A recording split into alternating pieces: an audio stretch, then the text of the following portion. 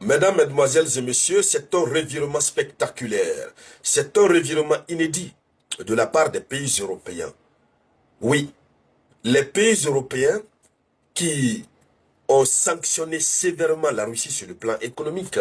Ces pays-là même qui ont toujours voulu que la Russie tombe sur le plan économique, ce sont eux qui viennent de faire un revirement inattendu lors du sommet de Johannesburg, lors du sommet du G20.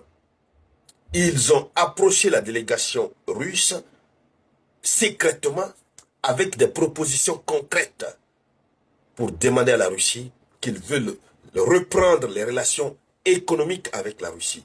C'est-à-dire, malgré l'existence des sanctions, ils disent qu'ils veulent reprendre avec la Russie. Ça a été l'une des rares occasions pour eux de rencontrer les Russes en face. Mais ils sont venus prêts, puisqu'ils savaient qu'ils allaient voir une délégation russe à Johannesburg.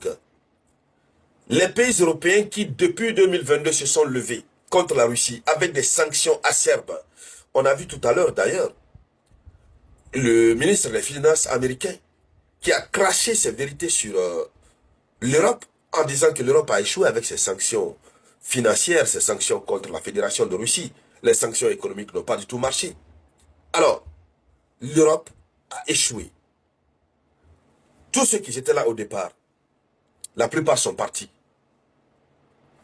Combien de pays?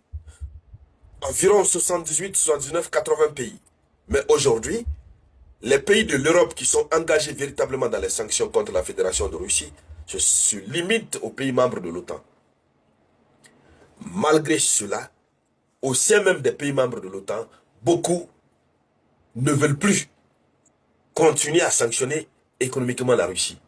Beaucoup veulent reprendre les relations avec la Russie. Et c'est ce qui ressort de la déclaration faite par le représentant, le chef de la délégation russe qui était présent à Johannesburg.